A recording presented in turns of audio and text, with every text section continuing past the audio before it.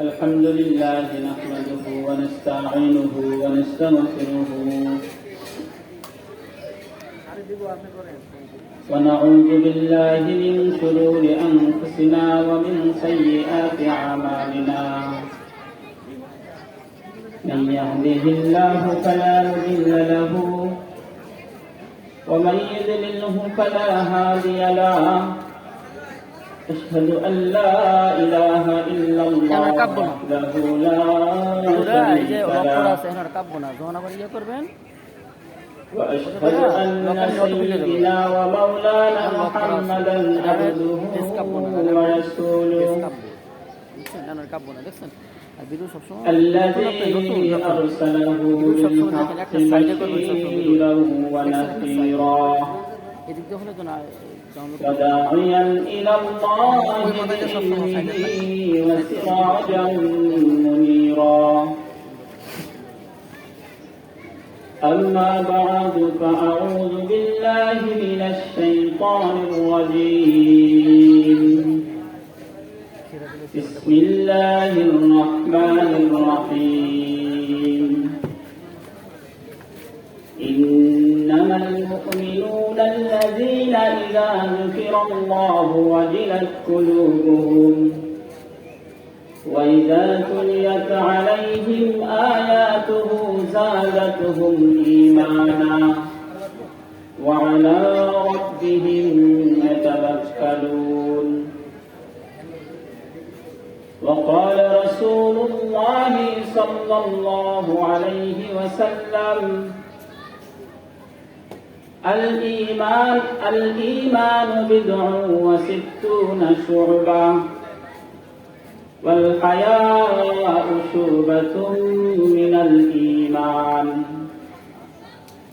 أو كما قال عليه الصلاة والسلام ربي زدني علما رب اشرح لي صدري ويسر لي أمري واحلل عقدة من لساني يفقهوا قولي سبحانك لا علم لنا إلا ما علمتنا إنك أنت العليم الحكيم اللهم صل على محمد وعلى آل محمد كما صليت على إبراهيم وعلى آل إبراهيم إنك حميد مجيد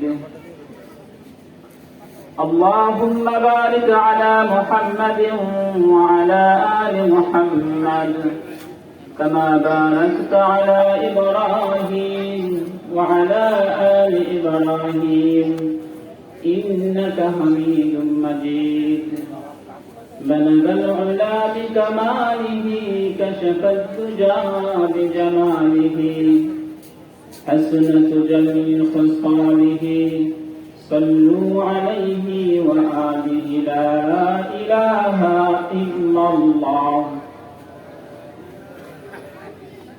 لا إله إلا الله لا إله إلا الله اقرأوا واسجدوا بالشكر لا إله إلا الله لا إله إلا الله لا إله إلا الله لا إله إلا الله لا إله إلا الله لا إله إلا الله محمد رسول الله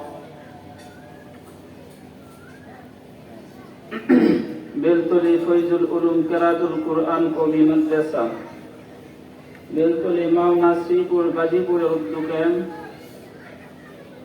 হাফেজ ছাত্রদের পাগড়ি প্রদান উপলক্ষে উক্ত মহতী সমাবেশের সম্মানিত সভাপতি জনাব মোহাম্মদ ফাইজউদ্দিন শেখ।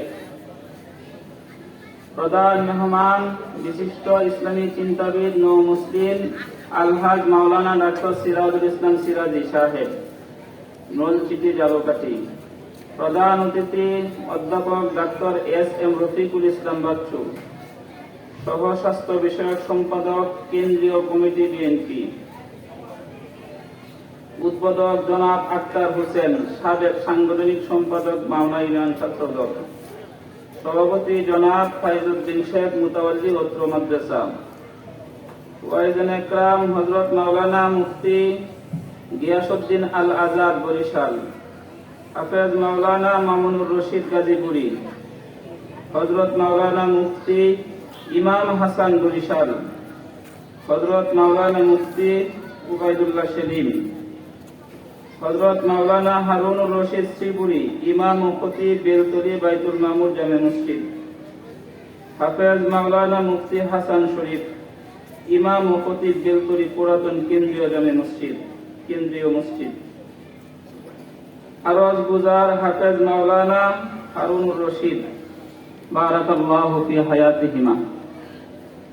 আল্লাহ পাক রব্বুল আলামিনের লাখো কোটি শুকর, যিনি আপনাকে আমাকে এমন একটা মহতী সমাবেশের মধ্যে বসা এবং কিছু কথা বলা, কিছু কথা শোনার তৌফিক দান করছেন।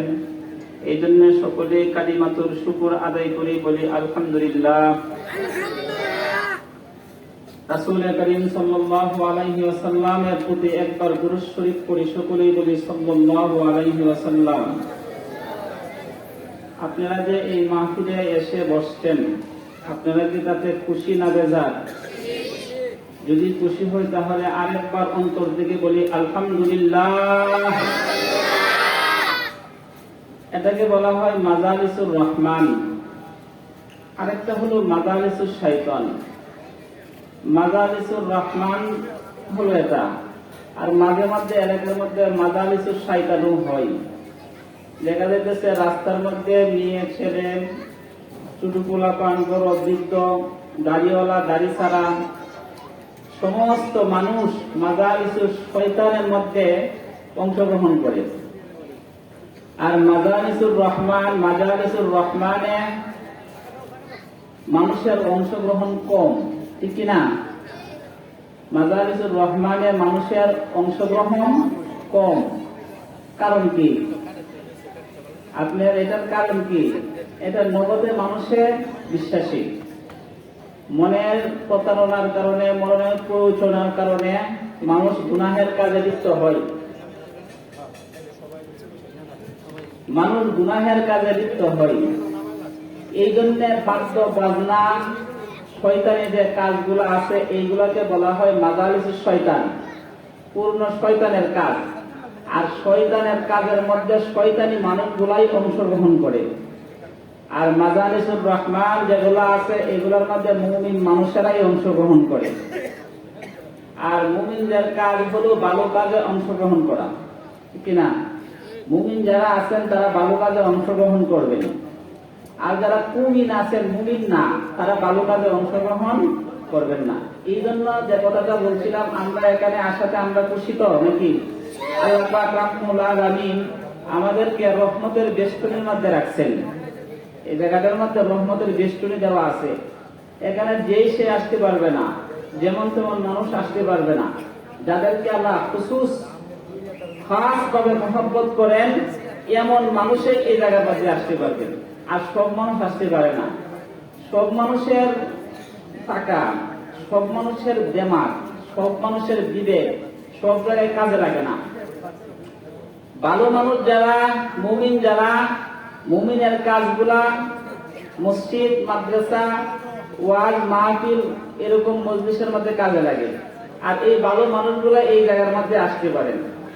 এই জন্য আমাদেরকে মুমিন হতে হবে না কুমিন হওয়া দরকার? আমাদেরকে মুমিন হওয়া দরকার, ঠিক কিনা? প্রত্যেকটা মানুষের মুমিন হওয়া দরকার, মুসলমান হিসাবে মুমিন হওয়া দরকার। তাহলে মুমিন হওয়ার জন্য কোনো কিছু মেহনত করতে হয় কিনা?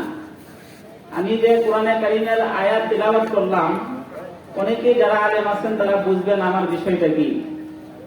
আর যারা আলেম না তারাও বুঝবেন আমি বলার পরে। এজন্য আমি কি কথাগুলো বলতেছি একটু খেয়াল করে শুনতে হবে। কথাগুলো যদি একটু কোরআন হাদিসের কথা একটু কঠিন কথা হইতে পারে, তবে আমি যতটুকু আলোচনা করবো ইনশাআল্লাহ কোরআন এবং হাদিসের মধ্যেই করব। একটু খেয়াল করে শুনবেন, মনোযোগ দিয়ে শুনবেন। এই যে মাহফিল, মাওলানা হারুনুর রশিদ সাহেব ওনার মেহনতের বদৌলতে এই মাদ্রাসা, ওনার চেষ্টার কারণে মাদ্রাসা হয়েছে। আমি জানি, আমি যখন প্রথম এখানে আসি তখন থেকে আমি দেখছি হুজুরের কষ্ট মেহনত। আগেও বলছি, আজকে আর বলার অবকাশ রাখেন, আজকে আর বলার দরকার নাই। কত কষ্ট এই মাদ্রাসা নিয়ে, এই দ্বীনের দুর্গ নিয়ে হুজুর করছেন, এটা এলাকার অনেকেই জানেন। আর যারা জানেন না তারা হয়তো আস্তে আস্তে জানতে পারবেন। আজকে এই পর্যায়ে একটা আল্লাহ পাক রব্বুল আলামিন হুজুরের মাদ্রাসাকে একটা কি দিয়েছেন, রূপ দিয়েছেন। এই মাহফিলের জন্য কি কষ্ট কম হয়েছে? হুজুর করছেন, মাদ্রাসার যে শিক্ষকরা আছেন তারা করছেন, আবার ছাত্ররা করছে, আবার উপস্থিত যারা আছেন অনেকেই সহযোগিতা করছেন, আত্মীয়রা সহযোগিতা করা হয়েছে, অনেকেই আপনার কি জামাত দিয়ে সহযোগিতা করছেন, বেল দিয়ে সহযোগিতা করছেন, আবার অনেকেই আবার সহযোগিতা অন্যান্য দিক দিয়েও করছেন। এই জন্য যারা যেভাবে এই মাহফিলের রূপ দেওয়ার জন্য প্রচেষ্টা সহযোগিতা করছেন, তাদের প্রতি আমার মুবারকবাদ এবং শুকর। আল্লাহ পাক রব্বুল আলামিন যারা এই মাহফিলকে একটা সুন্দর রূপের মধ্যে নিয়ে আসছেন, আল্লাহ পাক রব্বুল আলামিন যেন তাদেরকেও আসমান এবং দুনিয়া এবং আখিরাতের কল্যাণ দান করেন এবং দুনিয়া এবং আখিরাতের যত বিপদ আপদ আছে সমস্ত বিপদ আপদ দূর করে দেন। সকলে বলুন আমিন। আমার যে আলোচনা আপনারা বুঝবেন, একটু লক্ষ্য করে বুঝতে হবে। আমি বলতেছিলাম যে কথাটা আমার হলো, দুনিয়াতে মানুষ মেহনত ছাড়া কোনো কিছু হয় না। একটা মাটির টুকরা, এটার কোনো দাম আছে? বলেন, একটু লক্ষ্য করেন সবাই। একটা মাটির টুকরা, কতটুক মাটির টুকরা, এটার কোনো দাম আছে? কারো কাছে দাম আছে? আচ্ছা, দাম নাই। এখন এই মাটির টুকরাটাকে যদি, এই মাটিটাকে যদি কোনো ব্যক্তি মেহনত করে, 2 দিন 3 দিন 4 দিন রোদে শুকানো হয়, তারপর পানি দিয়ে খামির বানানো হয়, খামির বানানোর পরে যদি তাকে কি করা হয়, একটা মাটির পুতুল বানানো হয়, বড় হোক ছোট হোক, তাহলে এটার দাম আছে কিনা? দাম আছে। কেন হলো? এই দামটা কেন হলো? মেহনতের কারণে হলো। এই দামটা কেন হলো? মেহনতের কারণে হলো। এমনি ভাবে ঈমান যে একটা জিনিস, মানুষের ঈমানের তাকাদা পূর্ণ করতে হলে ঈমানের মেহনত করতে হবে। মেহনত ছাড়া ঈমান আসে না, মেহনত ছাড়া ঈমান তৈরি হয় না। এই জন্য ঈমানের মেহনত করতে হবে। ঈমানের মেহনত আমরা কেমনে করব? ঈমানের মেহনতটা করতে গেলে আমাদেরকে সর্বপ্রথম কাজ করতে হবে, আল্লাহ পাক রব্বুল আলামিনের কাছে 2টা জিনিসের দাম। কয়টা জিনিসের দাম? লক্ষ্য করে শুনবেন। কয়টা জিনিসের দাম? 2টা জিনিসের দাম। একটার নাম হলো ঈমান, আর একটার নাম হলো আমল। ঈমানের পূর্বে হলো তাওহীদ, ঈমানের প্রারম্ভে হলো তাওহীদ। ঈমান পূর্ণ হবে তাওহীদের দ্বারা, আল্লাহর প্রতি পূর্ণ বিশ্বাসের দ্বারা। আরেকটা হলো আমল, আমলের প্রারম্ভ হলো সুন্নত, আমল পূর্ণ হবে সুন্নতের দ্বারা। এই 2টা জিনিস যদি কারোর মধ্যে না থাকে, তাহলে আল্লাহ পাক রব্বুল আলামিন তাকে সফলতা দিবেন না। ঈমানও থাকতে হবে মজবুত, আমলও থাকতে হবে মজবুত, তাওহীদও থাকতে হবে তার প্রারম্ভে প্রথমে, আবার আমলের পূর্বে তার সুন্নতও থাকতে হবে। এই 2টা জিনিস যখন একত্রিত হয়ে যাবে, এই 2টা জিনিস একত্রিত হয়ে যাওয়ার পরে তারপরে যখন মেহনত করা হবে, আল্লাহ পাক রব্বুল আলামিন এই মেহনতটাকে কবুল আর মঞ্জুর করবেন। সকলে বলুন আল্লাহুম্মা আমিন। কারণ আমাদেরকে আল্লাহ এই ঈমান এবং আমলের প্রতি মেহনত করার তৌফিক দান করুন, ঠিক কি না? ঈমান এবং আমলের মেহনত খুবই জরুরি, খুবই প্রয়োজন। তাহলে ঈমান এবং আমলের মেহনত এবং তার প্রারম্ভে যে জিনিসগুলো থাকতে হবে, এইগুলো যদি আপনি আমার মধ্যে থাকে, তাহলে আপনি আমি মুমিন, নতুবা আমরা মুমিন। 2টা শব্দ, একটা মুমিন, একটা মুমিন নয়। আমরা মুমিন নয়, মুমিন না থাকলে মুশরিক, মুমিন না থাকলে কাফের, মুমিন না থাকলে ফাসিক, মুমিন না থাকলে মুরতাদ, মুমিন না থাকলে অন্যান্য যে আপনার কুফরের মধ্যে গিয়ে পড়ে, এগুলা দিক হবে।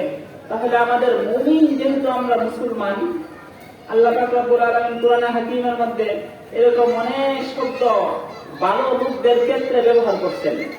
আল্লাহ অনেক জায়গার মধ্যে ব্যবহার করছেন মুমিনুন, অনেক জায়গার মধ্যে আল্লাহ পাক রব্বুল আলামিন ব্যবহার করছেন মুখলিসুন, অনেক জায়গার মধ্যে আল্লাহ ব্যবহার করছেন কি মুহতাদুন, অনেক জায়গার মধ্যে আল্লাহ পাক রব্বুল আলামিন বিভিন্ন ধরনের নাম দিয়ে বান্দাকে ডাকছেন। তাহলে সবগুলোর মূলত তো ভালো, মুমিনও ভালো, মুখলেসও ভালো, ইখলাসও ভালো, ঈমানও ভালো, মুসলিমও ভালো। কিন্তু আল্লাহ পাক রব্বুল আলামিন বান্দাদেরকে একক সময় একক ক্যাটাগরিতে ডাক দিচ্ছেন। কারণ কি? একক সময় একক ক্যাটাগরিতে ডাক দিচ্ছেন আল্লাহর যখন যেটা প্রয়োজন হয়েছে তার আমল অনুযায়ী ডাক দিচ্ছেন। কারণ সন্তানকে তার নাম আব্দুল্লাহ, আমরা কি সবসময় আব্দুল্লাহ রাখি? আব্দুল্লাহ রাখি? আমরা কি সন্তানকে সবসময় আব্দুল্লাহ রাখি? অনেক সময় তো আব্বু বলেও ডাকি, অনেক সময় বাবা বলেও ডাকি, অনেক সময় জান বলেও ডাকি, অনেক সময় কলিজা বলেও ডাকি। অর্থাৎ যখন যে কাজ করে তার মন থেকে যেটা আসে তার আমলের অনুযায়ী, তার কাজের অনুযায়ী তখন আমরা তাকে বাবা বলে ডাকি। ছাত্র যখন ভালো কাজ করে, কথা শুনে, কথা মানে, লেখাপড়া করে, তখন আমরা তাকে আর এই নামে ডাকি না, তখন তাকে মন থেকে বাবা বলে ডাকি, আব্বু বলে ডাকি, আব্বা বলে ডাকি, ঠিক কিনা? এই জন্য আল্লাহ পাক রব্বুল আলামিন কোরআনে হাকিমের মধ্যে অজস্র শব্দ ব্যবহার করছেন একই অর্থে। একই অর্থে অনেক শব্দ ব্যবহার করছেন, অনেক সূরাও নাযিল করছেন একই অর্থে। কারণ ওইগুলার এক একটা সময় আল্লাহ এক একটা পছন্দের নাম নিয়ে বান্দাকে ডাকছেন, ঠিক কিনা? এই জন্য এক এক সময় এক এক অর্থ ব্যবহার করছেন। তাহলে আল্লাহর কাছে আমাদের সবচেয়ে দামি কি? ঈমানের সবচেয়ে আল্লাহর কাছে দাম, আর আমলের সবচেয়ে আল্লাহর কাছে দাম। তাহলে আমরা ঈমানদার কিনা, আপনি আমি ঈমানদার কিনা আমরা বুঝবো কেমন করে? এটা তো একটা বিষয়। আমি বলি, আপনারা বুঝবেন, আপনারা মিলাবেন, আমার কথার সাথে আপনারা মিলাবেন, আপনি আমি তাহলে বাহির হয়ে যাবে আমি ঈমানদার কিনা। তো আল্লাহ পাক রব্বুল আলামিন কোরআনে হাকিমের মধ্যে বলছেন, তুমি কি ঈমানদার কিনা, তোমার কয়েকটা গুণাবলী তোমার মধ্যে আছে কিনা, এটা যদি তুমি যাচাই বাছাই করতে পারো তাহলে তুমি বুঝতে পারবা। কথা বুঝে আসতেছে? কথা কি বুঝা যাচ্ছে? তাহলে একটু মনোযোগ সহকারে একটু শুনি। আল্লাহ পাক রব্বুল আলামিন কোরআনে হাকিমের মধ্যে বলেন, ইন্নামাল মুমিনুনা আল্লাযীনা ইযা যুকিরাল্লাহ, মুমিন তো তারা আল্লাহর কথা যার স্মরণ হওয়ার সাথে সাথে হৃদয় ভীত সন্ত্রস্ত হয়। মুমিন তারা আল্লাহর কথা শোনার পরে আল্লাহকে স্মরণ হলেই হৃদয় ভীত সন্ত্রস্ত হয়ে যায়। তাহলে আল্লাহর কথা স্মরণ হওয়ার শোনার সাথে সাথে হৃদয় ভীত সন্ত্রস্ত হয়ে যায়। খলিফাতুল মুসলিমিন হযরত আবু বকর রাদিয়াল্লাহু তাআলা আনহু যখন রাসূল কারীম সাল্লাল্লাহু আলাইহি ওয়াসাল্লামের ওফাত হলো, তখন সমস্ত সাহাবা একরাম রাদিয়াল্লাহু তাআলা আনহুম ছুটাছুটি করতেছিলেন, দেউলিয়া পর্যায়ে পৌঁছে গিয়েছিলেন। এমনকি হযরতে উমর রাদিয়াল্লাহু তাআলা আনহু হাতে লাঠি নিয়ে বলতেছিলেন যে যে বলবে রাসূল মারা গেছেন তাকে হত্যা করে ফেলবো। তো আল্লাহ রাসূল সাল্লাল্লাহু আলাইহি ওয়াসাল্লামের পরিহিতদার স্থান হযরত আবু বকর রাদিয়াল্লাহু তাআলা, কথা বুঝতেছেন? এই আবু বকর রাদিয়াল্লাহু তাআলা মসজিদে নববী থেকে 3 মাইল দূর তার বাসা, 3 মাইল দূরে বাসা, খবর পাই নাই তিনি। এত দূর বাসা, রাসূল যে ওফাত হয়ে গেছে খবর নাই। আয়েশা দেখেন, যেহেতু আধুনিক প্রযুক্তি ছিল না, মোবাইলের যুগ ছিল না, চিঠি একটা যাইতেও তো 1-2 দিন সময় লাগতো। এখন আবু বকর রাদিয়াল্লাহু তাআলা আনহু আয়েশা মসজিদে নববীতে দেখেন দেউলিয়ার অবস্থা, সাহাবা একরাম গেলালে ঘুরতেছেন, একবার এদিকে যাইতেছেন, এদিকে যাইতেছেন, এমনকি আরো অন্যান্য সাহাবারা পাগল করা হয়ে গেছেন। হযরত উমর রাদিয়াল্লাহু তাআলা আনহু তলোয়ার নিয়ে ঘুরাইতেছেন, যে বলতেছেন যদি কেউ বলে মুহাম্মদ সাল্লাল্লাহু আলাইহি ওয়াসাল্লাম দুনিয়া থেকে চলে গেছে, মারা গেছে, তো তাকে হত্যা করে ফেলবো। রাসূল সাল্লাল্লাহু আলাইহি ওয়াসাল্লাম মারা যায় নাই, তাহলে কি হয়েছে? রাসূল সাল্লাল্লাহু আলাইহি ওয়াসাল্লাম আল্লাহর সাথে সাক্ষাৎ করতে গেছেন। ওই যে আপনি মেরাজের রাত্রিতে যেমন আল্লাহর সাথে রাসূল সাক্ষাৎ করতে গেছিলেন, আজকেও রাসূল সাক্ষাৎ করতে গেছেন। তাহলে রাসূলকে সাহাবায়ে কেরাম কেমন ভালোবাসতেন। তো আবু বকর রাদিয়াল্লাহু তাআলা আনহু আসলেন, আসার পর চুমু দিলেন, রাসূলের চেহারাটা বাহির করে চুমু দিলেন, এবং তিনি আয়েশা মসজিদে নববীর মধ্যে আস্তে করে বসলেন, মসজিদে নববীর মিম্বরে আস্তে করে বসলেন। উমর রাদিয়াল্লাহু তাআলা আনহুকে থামানোর মতো কেউ ছিল না, তিনি যে থামবেন এমন কোন সাহাবা মনে করলেন যে তাকে কেউ থামাতে পারবে না আজকে, উমরের যে অবস্থা। তো আবু বকর রাদিয়াল্লাহু তাআলা আনহু আসলেন, আসার পরে একটা আয়াত তেলাওয়াত করলেন, আতিউল্লাহ ওয়া আতিউর রাসূল। তো এই আয়াতটা বলার পরে আল্লাহর কথা স্মরণ হয়ে গেল যে আতিউল্লাহ ওয়া আতিউর রাসূল, আল্লাহ এবং তার রাসূলের অনুসরণ করো। তো এই কথাটাতে কি হয়ে গেল, হযরত আবু বকর সিদ্দিক রাদিয়াল্লাহু তাআলা আনহু কথাটাতে হযরত উমর রাদিয়াল্লাহু তাআলা আনহু তলোয়ারটা হাত থেকে পড়ে গেল। তিনি একটা লম্বা একটা ভাষণ দিলেন, যে মনে করে রাসূল সাল্লাল্লাহু আলাইহি ওয়াসাল্লামের পূজা করবে সে যেন দেউলিয়া হয়ে এভাবেই অনার্থক ছুটাছুটি করতে থাকে। আর যদি কেউ মনে করে যে না, আমার রাসূল আমাদের মূল না, আমার মূল হলো আল্লাহ পাক রব্বুল আলামিন, রাসূল আমার প্রভু না, মূল প্রভু হলো আল্লাহ পাক রব্বুল আলামিন, এরকম একটা আরবিতে একটা লম্বা বক্তৃতা দিলেন। সমস্ত সাহাবায়ে কেরাম চুপ হয়ে গেলেন। আল্লাহর কথা স্মরণ হয়ে যাওয়ার সাথে সাথে তারা কি হয়ে যান, চুপ হয়ে যান। এই জন্য এটা বলা হয় ইন্নামাল মুমিনুনা আল্লাযীনা ইযা যুকিরাল্লাহু ওয়াজিলাত কুলুবুহুম, মুমিন তো তারা যার কথা শোনার সাথে সাথে হৃদয় প্রকম্পিত হয়, সন্ত্রস্ত হয়। বাদ্য বাজনা গান যাত্রা কত কিছু হয়, মানুষের আল্লাহর কথা স্মরণ হয়। আজান হয় মসজিদে, মসজিদে আজান হয়, বারবার আজান হইতেছে, 5 বার দিনে আজান হইতেছে, কিন্তু তারপর আল্লাহর কথা স্মরণ হয় না। আজান তো হয়, এটাও তো আল্লাহর একটা স্মরণ, আজানও তো আল্লাহর একটা ডাক, মুয়াজ্জিনে 5 বার ডাকতেছে। ইন্নামাল মুমিনুনা আল্লাযীনা ইযা যুকিরাল্লাহু ওয়াজিলাত কুলুবুহুম, মুমিন 1 নম্বরের মুমিনের পর্যায়ের মুমিন হলো সে যে আল্লাহর কথা শোনার সাথে সাথে তার হৃদয় সন্ত্রস্ত হবে। 1 নম্বর, এটা মনে রাখেন। আর 2 নম্বর কি, ওয়াইযা তুলিয়াত আলাইহিম আয়াতুহু যাদাতুহুম ঈমানা। কার কথা? কথাটা আল্লাহ পাক রব্বুল আলামিনের কথা। মিলাই নেন, আপনি আমার সাথে মিলাই নেবেন। ওয়াইযা তুলিয়াত আলাইহিম আয়াতুহু যাদাতুহুম ঈমানা। আল্লাহ বলেন 2 নম্বর ঈমানদারের গুণ হলো যখন কোরআনে কারীমের তেলাওয়াত করা হবে তাদের ঈমান বৃদ্ধি পেতে থাকবে। সুবহানাল্লাহ বলেন।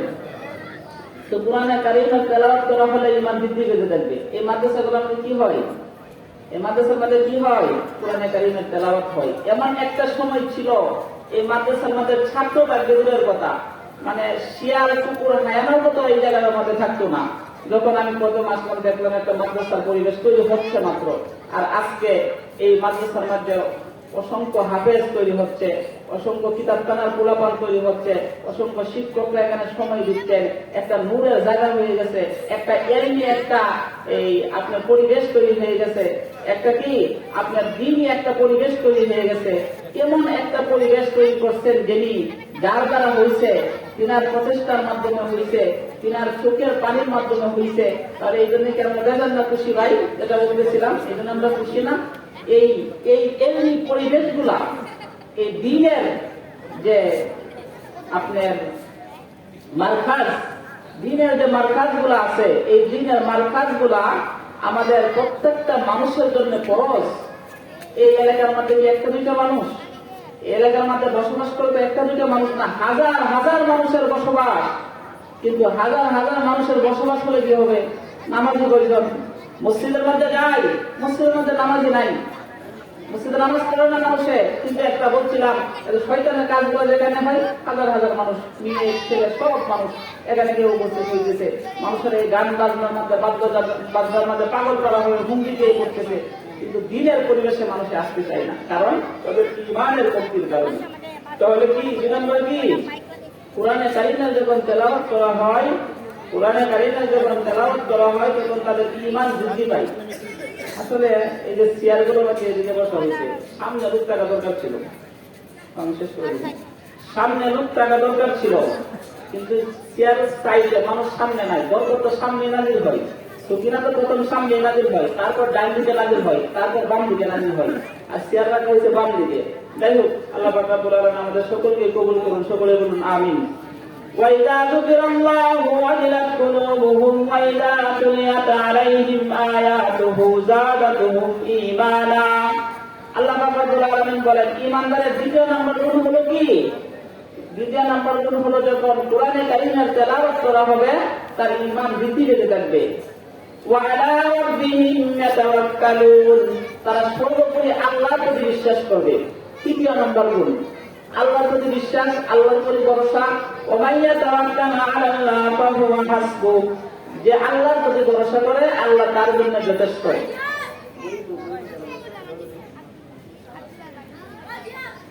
যে আল্লাহর প্রতি বিশ্বাস করে আল্লাহ তার জন্য যথেষ্ট। তাহলে আমরা এই পর্যন্ত এটা শিখতে যাই, সময় যেহেতু কম। তাহলে মুমিনের কয়টা গুণ ভাই? মুমিনের বৈশিষ্ট্য কয়টা? 5টা। এক নাম্বার বৈশিষ্ট্য হলো আল্লাহর কথা শোনার সাথে সাথে তাদের হৃদয় দুটো সন্তুষ্ট হবে। দ্বিতীয় নাম্বার বৈশিষ্ট্য হলো কোরআনের কারিমের তেলাওয়াত শোনার পরে তাদের ঈমান বাড়তে থাকবে। লম্বা ইতিহাস ঘটনা আছে, বলার অবকাশ নাই। তৃতীয় নাম্বার হলো আল্লাহর উপর ভরসা করা। চতুর্থ নাম্বার ওয়াকিমুস সালাহ, নামাজ কায়েম করা। ওয়াকিমুস সালাহ, নামাজ কায়েম করা। মানুষ নামাজ কায়েম করে না, নামাজ পড়তে চায় না। وقال الله تعالى في كلامه المجيد والفرقانه الحميد إن الصلاة تنهى عن الفحشاء والمنكر। নামাজ মানুষকে বেহায়ার কাজ থেকে বিরত রাখে, অনাত্মক কাজ থেকে বিরত রাখে। অনেক লম্বা তফসির এটাও শুধু অর্থটাই বললাম যে নামাজ মানুষকে অহেতুক কাজ থেকে বিরত রাখে। এই জন্য নামাজ কায়েম করা ইমানদারের একটা গুণ, একটা ফরজ বিধান। ওয়াকিমুস সালাতা ওয়া আতুজ যাকাত ওয়া মিম্মা রাযাকনাহুম ইউনফিকুন। আরেকটা হলো আল্লাহ যে আমাকে ধনমাল দিছে, এই ধনমালের প্রতি কি করা? আল্লাহ যেটা আমাকে দিচ্ছেন তার অনুযায়ী খরচ করা, যাকাত দেওয়া, আল্লাহ রাস্তা খরচ করা, মাহফিলের জন্য দেওয়া। এই যে মাহফিল গুলো হয়েছে, কত মেহনত, কত কষ্ট, কত টাকা পয়সার প্রয়োজন হয়েছে না? আমরা অনেকেই দিছি। যারা টাকা দেই নাই, আমরা হুজুরা যখন কালেকশন করবেন, কমপক্ষে কোনো মানুষ যেন খালি হাতে না যায়, প্রত্যেকেই যেন কিছু না কিছু দিয়ে যায়। এই জন্য আল্লাহর পক্ষ থেকে যা আমাকে আল্লাহ দিচ্ছেন এগুলো কি করা? এগুলো থেকে কিছু দান করা, আল্লাহর রাস্তায় কিছু অংশ দান করা। ওয়া মিম্মা রাযাকনাহুম ইউনফিকুন। আল্লাহ বলেন ওয়া মিম্মা রাযাকনাহুম ইউনফিকুন, বান্দা আমি তোমাকে যে মাল দিলাম সেই মাল থেকে তুমি খরচ করো, গরিব ফকির অসহায় মানুষকে দান করো। হাসরের ময়দানে আল্লাহ বান্দাকে বলবেন আমি পিপাসিত হয়ে গিয়েছিলাম, আমাকে পানি পান করাও নাই। মানুষে বলবে হে প্রভু তুমি তো আল্লাহ, তোমাকে কেমন করে আমরা পানি পান করাবো? আল্লাহ বলবেন তোমার পাশে মানুষ ছিল পিপাসিত, পান করাও নাই। যদি সেদিন পান করাইতে আজকে আমাকে পান করাইতে। আল্লাহ পাক রব্বুল আলামিন বলেন ক্ষুধার্ত হয়ে গিয়েছিলাম, তুমি আমাকে ক্ষুধা নিবারণ করাও নাই। বান্দা বলবে প্রভু হে আমি কেমন করে তোমাদেরকে পান করাবো বা খাওয়াবো? আমার তো ক্ষমতা ছিল না। আল্লাহ বলবেন যদি দুনিয়াতে তুমি অসহায় গরিব এই মাদ্রাসার ছাত্রগুলা যেভাবে চলাফেরা করে, কষ্ট, খাবার কি খাই, দুপুরবেলা কি খাই, রাত্রেবেলা কি খাই, 3 বেলা তাদের খাবার আসছে কিনা, খাবার আসতেছে কিনা, খাইতেছে কিনা, এই কলবে এলেম গুলার কারণে এই এলাকাটার মধ্যে রহমতের আল্লাহ নূর দ্বারা নূরান্বিত করে দেন। এমন একটা মাদ্রাসা এখানে কায়েম হয়েছে। আর এই ছাত্রগুলা, এই শিক্ষকগুলা, এই উস্তাদগুলা এখানে ভালো না মন্দ চলতেছে কিনা সমাজের একটা মানুষ আমরা দেখাশোনা করি। সমাজের মানুষ আমরা এইগুলা মন থেকে বলেন দেখাশোনা করি। আমরা মোতায়েন সাহেব কি করতেছেন, কোথায় থেকে টাকা আনতেছেন, হুজুর আজকে ছাত্ররা দুপুরে কি গাইছে, এগুলা খুব গুরুত্বপূর্ণ কথা। মাদ্রাসার জন্য এগুলো কত জরুরি। আপনি দেখছেন, আপনি আর আমি গুস্তু দিয়ে গায়ে আসলাম, আপনি আর আমি ভালো খাবার খাইলাম, এমনকি ভালো অনুষ্ঠান থেকে গায়ে আসলাম, কিন্তু ছাত্ররা কি গাইছে, হুজুর আপনার ছাত্রের কি অবস্থা, ছাত্ররা কি পড়াশোনা হইতেছে, শিক্ষকের বেতন বাকি আছে কিনা? এই কাজ একজন মোতায়েন হিসেবে একলা করেন। এটা কি মোতায়েন হিসেবে একলা কাজ? এই দিনের কাজ মুসলমান হিসেবে তো হুজুরের একলা দায়িত্ব না, আমাদের সকলের দায়িত্ব? বলেন আমাদের সকলের দায়িত্ব। এটা আপনাদের জন্য আজকে নসিহত। যদি মনে করেন নসিহত, যদি মনে করেন সুপারিশ, যদি মনে করেন অনুরোধ, যদি মনে করেন প্রার্থনা, যেটা আপনি মনে করতে পারেন, অনুরোধ যদি মনে করেন, অনুরোধ করলাম আপনারা যারা পয়সাওয়ালা আছেন, মাসে 20,000, 50,000, 1 লাখ, 2 লাখ টাকা বেতন পান, অথবা আপনারা কি আশেপাশে রুম আছে অনেকগুলা, এই রুমগুলা ভাড়া দেওয়ার পরে আপনি 50,000, 1 লাখ টাকা রুম ভাড়া পান, এইখান থেকে প্রতি মাসে ছাত্রদের জন্য 2,000 টাকা কি করা যায় না? এই নির্দিষ্ট করা যায় না যে এই এতিম পোলাপানদের জন্য, এই মাদ্রাসা ছাত্রদের জন্য, কোরআন ওয়ালাদের জন্য ওয়াইদা তুলিয়াত আলাইহিম আয়াতুহু যাদাতুহুম ঈমানা। আমি তো কোরআন পড়তে পারি না, ওদের জন্য আমি কিছু দেই। এই একটা চিন্তা ভাবনা আজকে থেকে আপনার অন্তরের মধ্যে সংকল্প করবেন। وعلى ربهم يتوكلون الذين يقيمون الصلاة ومما رزقناهم ينفقون أولئك هم المؤمنون حقا। আল্লাহ বলেন তারাই হলো প্রকৃত মুমিন। এই পাঁচটা গুণ যার মধ্যে আছে তারাই হলো প্রকৃত মুমিন। উলাইকা আলা রাব্বিহিম ইয়াতাওয়াক্কালুন।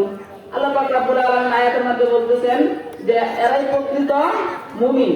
আল্লাহ পাক রব্বুল আলামিন তাদের জন্য কি দুনিয়া এবং আসমানের কল্যাণ সাধিত হবে, কল্যাণ আল্লাহ তাদের জন্য রাখছেন। এই জন্য ভাই সময়ও তারা করে কথা বলতেছি, যে একজন আলেম বসে রয়েছেন, আমি তো মেজবান জানিনি, এলাকার মেহমানদেরকে বসায় কথা বলাও ঠিক না।